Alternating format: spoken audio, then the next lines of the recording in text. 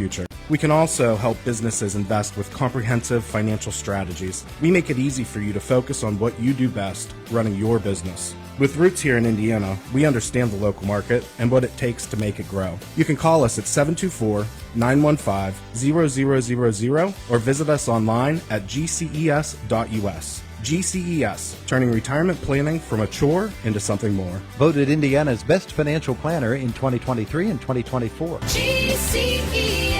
Advisory services offered by Encompass More Asset Management, LLC, and SEC-registered investment advisors. Registration with the SEC does not imply a certain level of skill or training. GCES earned the rating of Advisor of the Year on July 31st, 2024, based upon voting done from 4/12/2024 through 4/26/2024. The contest was created and administered by bestofindianacounty.com. GCES did not pay bestofindianacounty.com or participate in the creation of the contest or results calculations of the voting.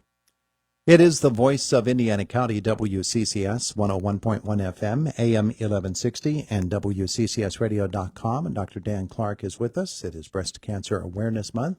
And our visit are sponsored by Marcus & Mack, voted best law firm and best personal injury lawyer 3 years in a row in the Best of Indiana County contest. Visit them online at marcusandmack.com. Good morning. Good morning. It's good to have you back with us today. We talk about a favorite topic, the Comprehensive Breast Center team. You've got the Mammoglam event coming up in just a couple of Mondays from now on the 21st. Right. Be an exciting event. We bring the community in to meet the whole breast cancer team. You know, I'll be there. Dr. Bill Amoria will be there. My wife, the breast radiologist, will be there. Our new nurse navigator will be there. And as you know, they have some massages, and you can get your mammogram. It's a walk-in Monday, so you don't need an appointment. You don't need a doctor's order. So if you've been putting off that mammogram, you can come on in. We'll have some treats and coffee and some libations for people to enjoy as well while they're there. That'll be from 4 until 6 p.m. Monday, October 21st at the Women's Imaging Center. You can go to irmc.org/2024, and you can scan the QR code there to register or give a call to 357-7188. Dr. Billy Amoria was with us last week, and we talked about the importance of screening on a general basis. Right. Let's get into something that I know you're very much involved in genetics and breast cancer, and how those two are connected, and high-risk individuals, which with genetics you can identify more easily now. Yeah, as you know, I brought genetics here 6 years ago, and that is just expanding like crazy. I'm happy to report that actually Dr. Bill Amoria is going through her certification as well. It's a long process, so it won't be till the next spring that she'll be certified, you know, assuming she passes the tests, which I'm sure she will. So she's undergoing extensive education to get certified in genetics as well, so we'll be expanding that. We have a big wait list for that because of the number that the awareness that has come up with the genetics. And part of the offspring of genetics is we don't just find out if you have a genetic mutation that puts you at risk for cancer. And as we've talked about before, it's more than just BRCA1 and BRCA2. You know, that's BRCA for breast cancer gene.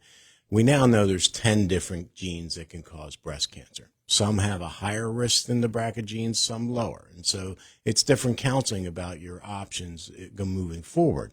And that puts them in a high-risk category. But beyond the mutations, we also calculate a woman's lifetime risk of breast cancer when they come in for genetic screening. And we get a calculation called the Tyrer-Cuzick Lifetime Breast Cancer Risk Estimate. It's a mouthful, but we used to use a thing called the Gale risk model. And we felt that that was not as accurate. Dr. Tyrer and Dr. Cuzick are two breast cancer experts that came up and they put in the latest data with all the newer risk factors, such as obesity, such as your density on your mammogram, you know, your height, your weight, when you had your first period compared to when you had your first child, if you had children. You know, all those kind of things go into the calculation. It's a complex formula. And then we can come up with an estimate of your breast cancer risk. And that's, you know, our high-risk breast clinic that we've established to follow these people. And they should undergo additional screenings beyond just yearly mammograms. So this guides you actually in mapping out for someone who maybe doesn't have breast cancer now, but mapping out how we should monitor that person through the course of her lifetime so that you can have a strategy in place right from the start. Correct. Yeah. And we not only do it for genetics patients, but we get referrals from physicians, and you can self-refer to our new high-risk breast clinic. We hired a PA a year ago.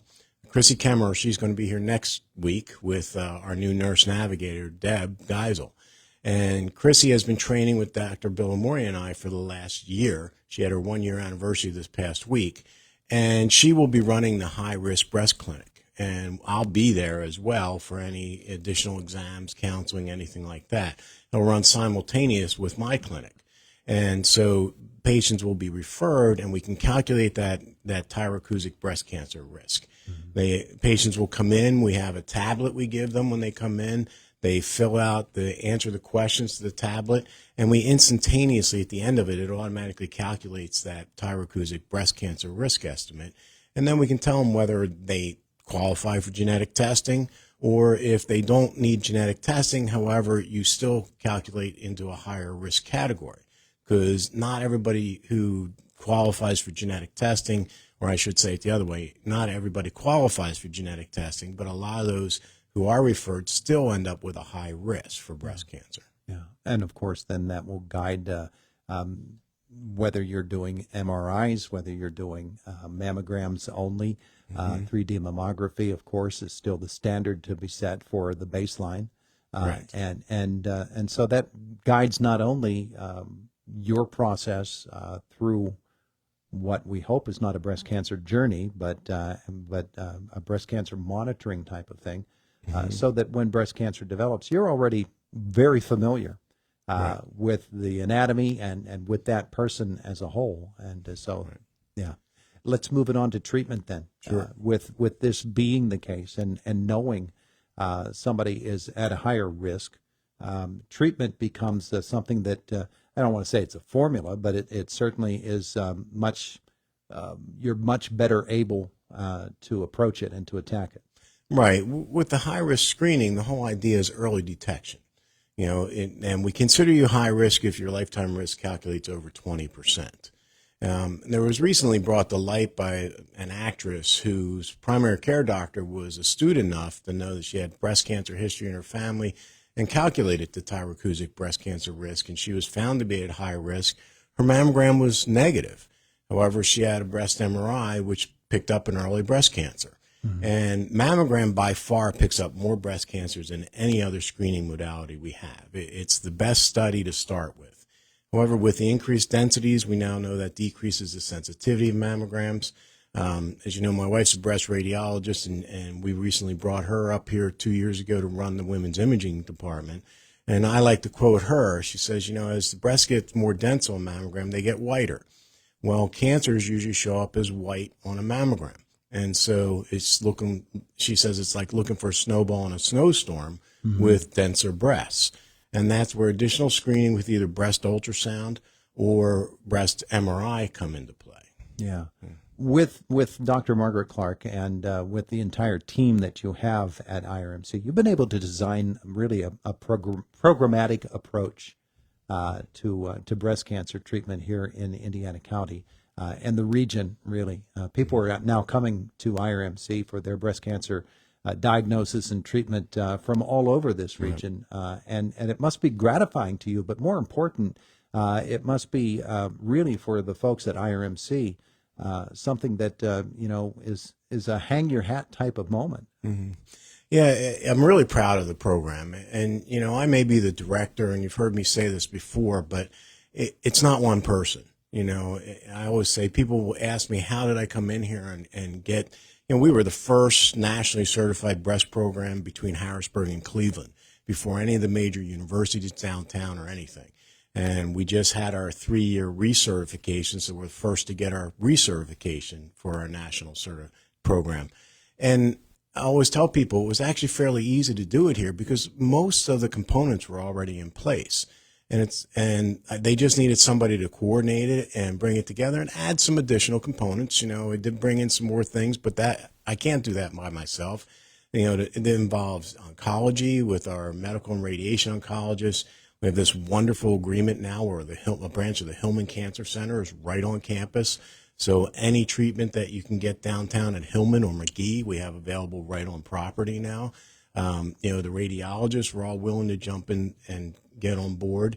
Administration, and of course, I have to mention the Indiana Healthcare Foundation. Without their financial support and these fundraisers they're doing, we wouldn't be able to have the state-of-the-art system that we do have for breast cancer right now. One of, I know several women who have experienced breast cancer and have gone through IRMC and the Hillman Cancer Center for their treatment protocols, for everything that is involved with it. They have had experience with folks here in Indiana, and they say that it's a dream team.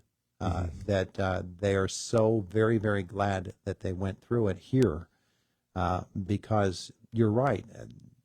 Everything that you can get in Pittsburgh, you can get right here in Indiana. You eliminate all of that travel. You eliminate so many of the other issues that go with having distance treatment, and instead it's all right here. It's all local, and it's the best care there is. Yeah, I mean, that's the national certification. That's not just some random organization. It's the same organization that certifies cancer programs across the country. It's the American College of Surgeons Commission on Cancer. And they have very rigid standards. And we have to put our whole program out under review for everything. It's not just surgery. It's the whole comprehensive breast care, from lymphedema care with Jody Margita, who's our trained lymphedema expert, physical therapist who went on for additional training, to the oncologists, to the radiologists, to the social workers, the dietitians. All aspects of cancer care are thoroughly investigated. It's a very intense process. It's just a really complete, comprehensive, and that's why we've changed the name to the IRMC Comprehensive Breast Center, because it's not just imaging, it's not just surgery, it's not just oncology. It's a truly comprehensive program involving all aspects of breast care. So with all of that, of course, first step is probably your most important step, and that's detection. Right. And so that's what we've been talking about here this morning. Who should be being tested? At what age? What are the risk factors that they should look for? And how do we get started on this journey? Well, the standard recommendation for an average risk person, no family history of breast cancer, no other risk factors for genetics, is age 40, you should get a baseline mammogram. And then every year thereafter. And the U.S. Preventative Strike Task Force just came out and admitted that they made an oops a few years back. They came out and said, don't get mammograms till 50, then every other year, and stop after between the age of 70 and 75. The whole breast cancer community just was at an outrage over that recommendation, because that panel completely ignored recent data and other data. They used one failed study out of Canada, and it failed to pick up the fact that the number one age group that we have increased survival in is between 40 to 50. And that is because of mammograms. So earlier detection, women under 50 tend to get a different breast cancer than women over 50. It's premenopausal versus postmenopausal. It's not really an age. Premenopausal breast cancers, have more hormones being fed to them, and they tend to be a more aggressive tumor. So early detection in younger women is critical. And now we're seeing younger and younger women with breast cancer. So age 40 for the average risk, and then every year for the rest of your life. It's a simple test, and some doctors say, oh, you're over 70, don't get any more mammograms, or you're over 80. To do a lumpectomy on somebody and remove a cancer is an outpatient procedure. It's a bigger biopsy. It's not a major surgery. But if you don't detect the breast cancer, and then they come in at 85, now they have heart failure, they have pulmonary edema, they have all these comorbidities. Now we have to do a mastectomy, and now they're saying, oh, Dr. Clark, Dr. Bill Moria, can you take care of this? And now it's a very high-risk thing to do, and it can be a very ugly thing to take care of.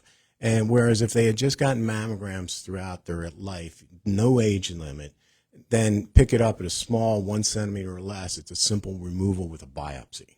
Under age 40, you're looking at breast MRI more often. It depends. Under age 40, if you're not at high risk, you really don't need anything. The data have shown that starting at age 40. But if you are at high risk, and we calculate that, you have a family history or things like that, then yes, MRI under the age of 30. And so if we calculate high risk, and it depends on what level your high risk is, because the age depends on when somebody in your family had breast cancer. If you don't have genetics, but you're found to have a high risk, we recommend starting screening 10 years younger than the youngest person who had breast cancer. So if you have mother, aunt, sister who had breast cancer at 35, we should start screening at 25. But in your 20s, mammogram is almost useless because we mentioned the density. In your 20s, breasts are extremely dense. So finding something on mammogram is extremely difficult. It's not a very useful study. It's not recommended in anybody under the age of 30. That's when we do breast MRIs instead. So you should not be reassured because your doctor ordered a mammogram and you're in your 20s and it was okay, because that's not very helpful. Yeah. Boy, genetics is going to be such a big game player here. My goodness. He's Dr. Dan Clark. We're way out of time, but I appreciate you coming in to visit with us today. We'll pick up this conversation every Wednesday at 8:10 through the month of October with you and with others, and we appreciate that you came in to visit us today. Sounds great. It's always a pleasure. It is the voice of Indiana County. It's WCCS 101.1 FM, AM 1160, and WCCSradio.com. This is Boomer Esiason with Sportsman Ed. Despite nursing a low ankle sprain, I have Aaron Rodgers leading this week's penalty lap pack for his 3 interceptions and head coach firing. The entire inept Patriots offense, along with the Browns' feckless quarterback Deshaun Watson, will remain right here on the track to run until they win or get benched. Meantime, the Saints have lost 3 straight and Derek Carr for the foreseeable future. I'm Boomer Esiason.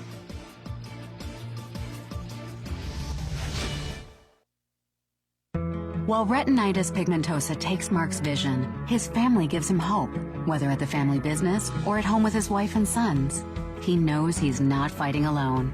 For 50 years, the Foundation Fighting Blindness has funded research into treatments and cures for blinding retinal diseases, providing hope